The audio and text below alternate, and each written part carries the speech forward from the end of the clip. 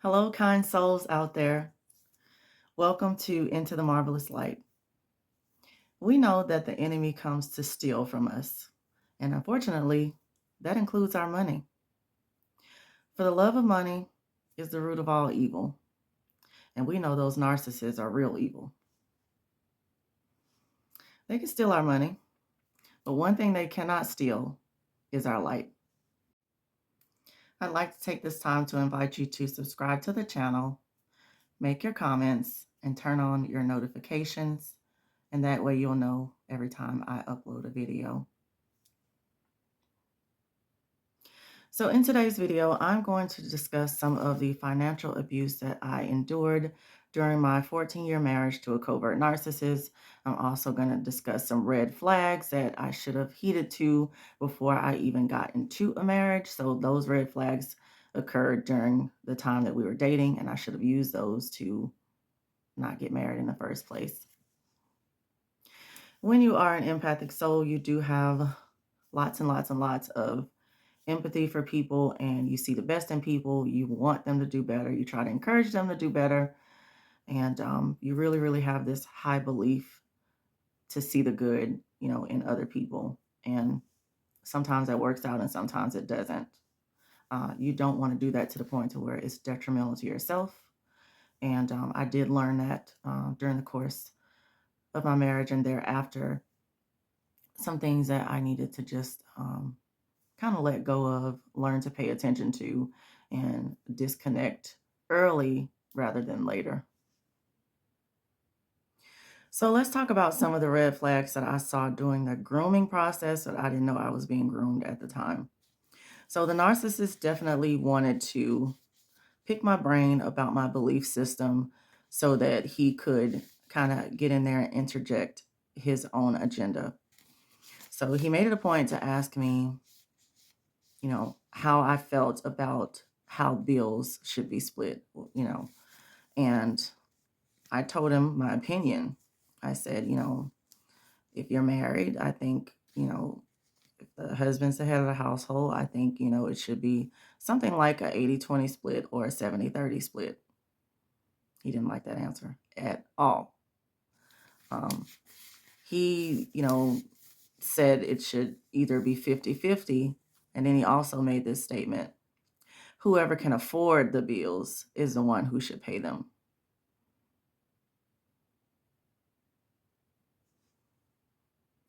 So he began to belittle me about my belief system, saying that you're just being the B word if you expect for there to be a 80-20% split. So as the grooming process goes on, he is increasing and intensifying his methodology, if you will. So the next thing he did was strategically put disconnect notices in my line of sight where I could see him.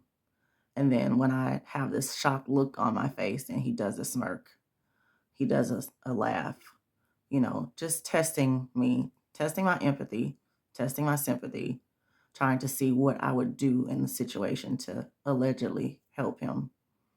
There's a difference between helping somebody, hindering them, and handicapping them. And I learned all those lessons during the course of my marriage. And the third red flag was something that he did that I should have ended the relationship with, but he kind of talked me out of it. So we were dating and I had an apartment, and, he would come over to visit. He had his apartment, I had my apartment. And, one time when I wasn't looking, he stole 2 of my DVDs and my sewing machine out of my apartment.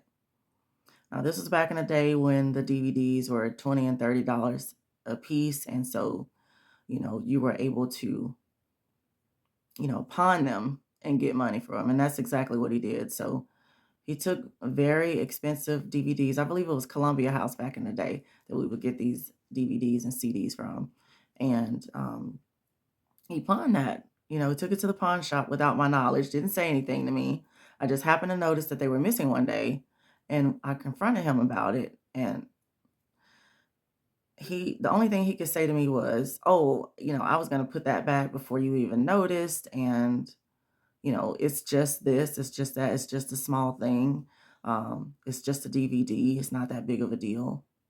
And I remember telling him, but it's the principle behind it. Yes, it is small. It's a DVD. It is trivial. So trivial that you should have talked to me about it before you just did that behind my back. I said, I'm more concerned about how that speaks to your character. And that's what I told him. And he's like, he didn't agree that that had anything to do with his character. And I'm like, yeah, it does. It says a lot. So that was kind of like a crossroads. Like I definitely should have broken things off with him for that, because that was a telltale sign that this man is not honest at all. And I should have took heed to those warnings, but I didn't. I had, lots of sympathy. I talked myself into saying, oh, maybe he wasn't too embarrassed to ask. You know, maybe he just needed a little bit of money and he had too much, embarrassment or ego to ask me. And so I wrote it off as that, and I shouldn't have.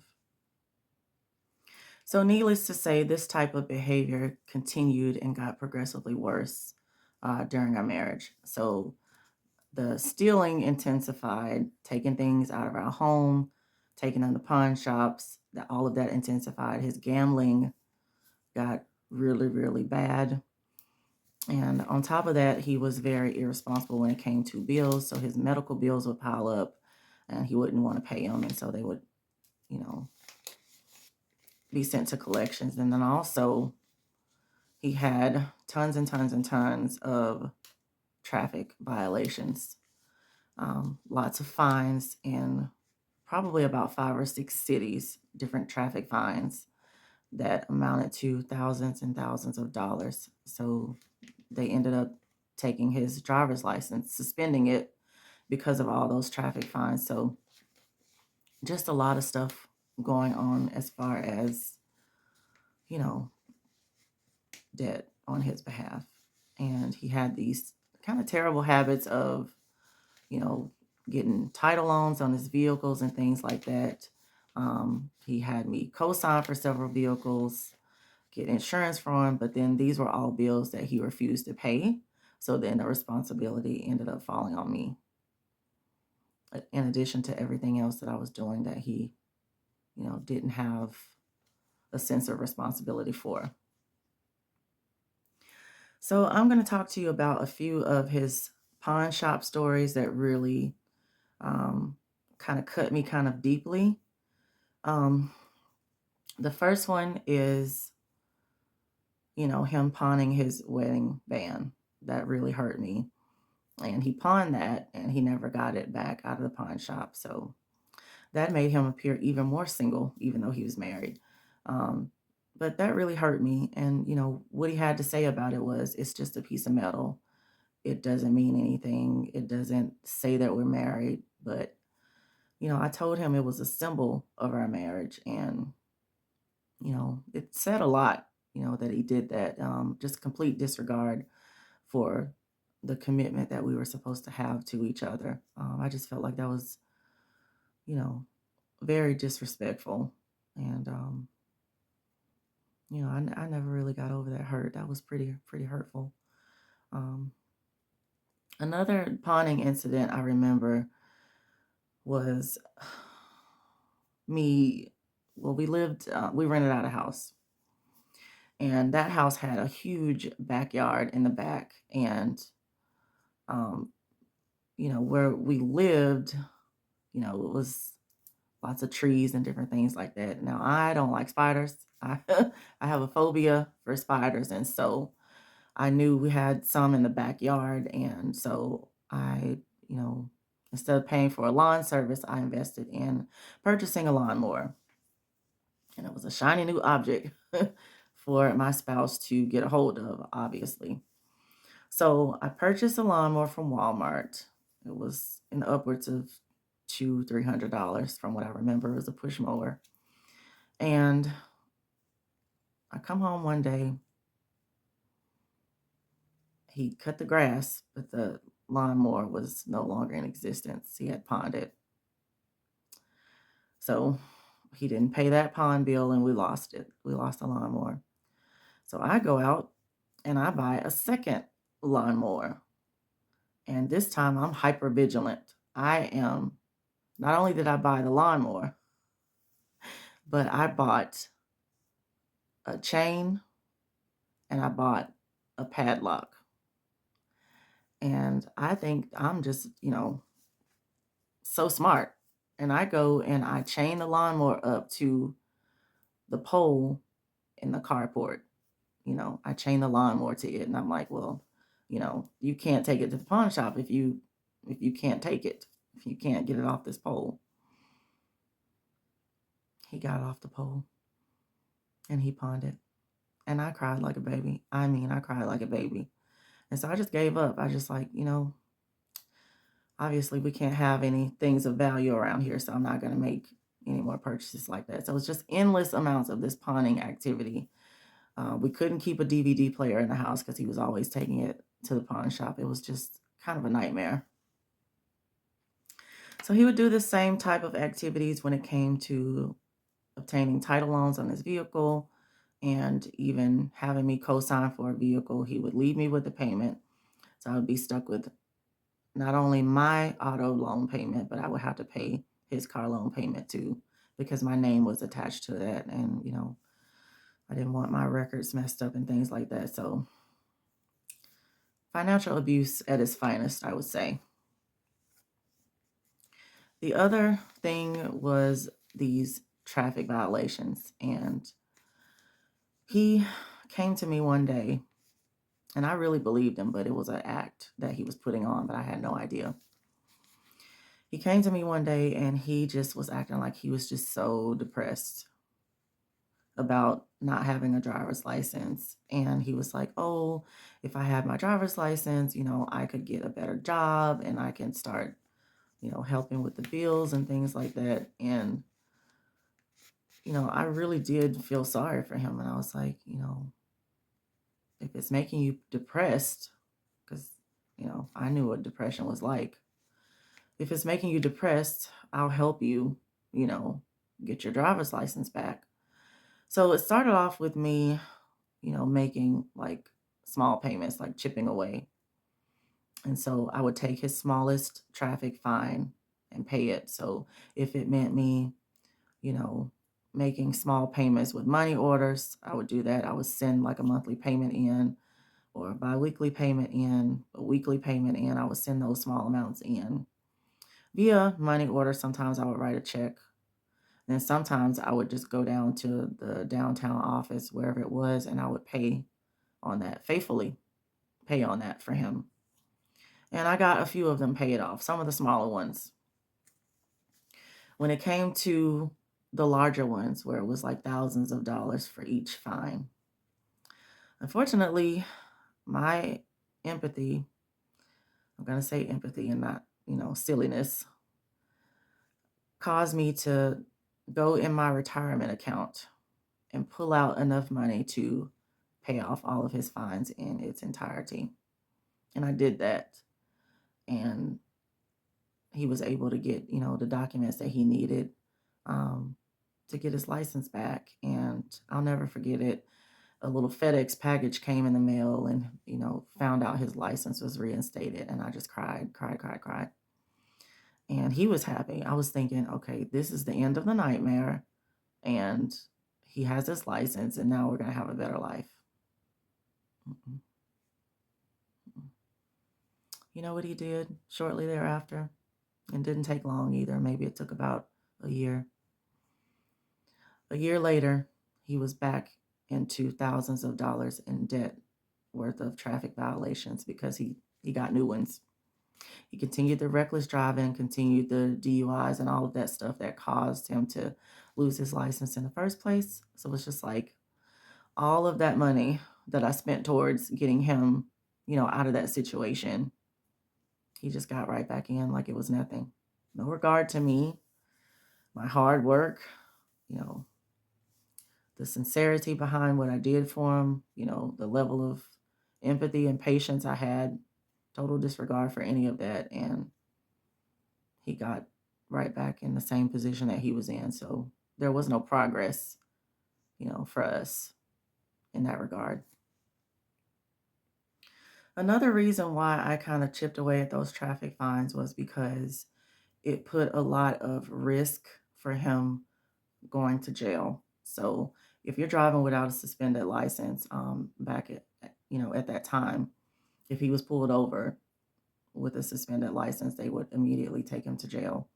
And so I really didn't, want my spouse in jail. So I kind of worked kind of hard to help him, get rid of those.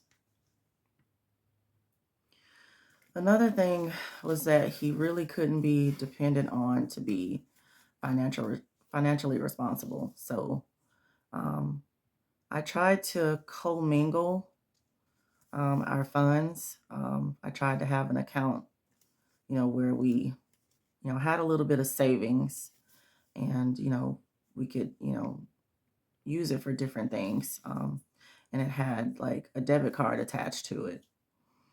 And I tried to share that with him, the debit card and the account. And it didn't end up working out because he would purposely like overspend and purposely like withdraw the account. So, when you withdraw an account, that results in extra fees. So that's money that I had to pay, a bank that was unnecessary. So it's just like a waste of money. And so every time I tried to trust him with things concerning money, it didn't pan out to where I could. So further into the marriage, we decided to have a baby, and this is 7 years into the marriage by now when we have a child getting ready to come into the world. And even still at that time, still financially irresponsible. So when it came to the baby eating, I was responsible for that. And what I mean by that is I was the only one contributing or making sure that that child ate. So Similac, Infamil, all of those things, 20, 25, $30, sometimes $35, $40 a pop for a package of, the baby formula. And so if it wasn't for couponing, learning how to coupon, all those things like that, getting those little Similac and Infamil checks, in the mail and purchasing formula that way, I wouldn't have been able to feed our child. I signed up for any and everything that I could sign up for as far as like a free moms program, and they had where they would give you free samples. So I just collected a bunch of them before the baby even got there. And I had it kind of stored up. So, when the child came into the world, the child had um, something there. And I kept doing that throughout, you know, the time that, the child was on formula. I was, able to feed him. And I thank God for that. Everybody has their strengths and weaknesses. Some of us are better at some things than others, but I would have really liked to have had someone in my life that was good at leadership. Um, if I tell you I have had a childhood, full of poverty and lack, if I tell you that as my spouse, we're getting to know each other, I would think, you wouldn't want to lead me back to that place. You wouldn't want to lead me back to something I'm trying to escape. Like you would want to see me and us be better. You wouldn't want that for our child.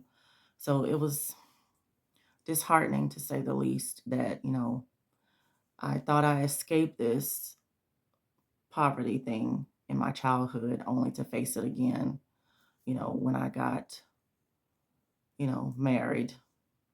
Um, and the purpose is to be fruitful and multiply. And none of that was happening in my marriage. We know the scripture about the parable of the talents, Matthew 25:14-30. And basically, we're not going to be stewards over many things until we're faithful over the little things. And that's what I felt like was missing, in our marriage, being on the same page about that whole concept and principle. I think it's very important to be a good steward over what the Lord has given you, to show your gratefulness and to be responsible for what He's given you, not take it for granted. Proverbs 21 and 20. Precious treasures and oil are in the dwelling of the wise, but a foolish man consumes them. So saving is not a bad idea. Storing up is not a bad idea. But the narcissist would have you to believe that it is, because all they care about is instant gratification. They don't have patience to wait. Deuteronomy 12 through 13, chapter number 28. The Lord shall open unto thee his good treasure, the heaven to give the rain unto thy land in his season, and to bless all of the work of thine hand. And thou shalt lend unto many nations, and thou shalt not borrow. And the Lord shall make thee the head, and not the tail. And thou shalt be above only, and thou shalt not be beneath. I would say for both ladies and gentlemen, it's very important to pay attention to the type of leadership and influence that you invite into your life, that you keep in your life, that you have in your life. You do not want anybody to lead you into damnation, into destruction. You want to keep people in your life that lead you to the light and that help you walk in the light.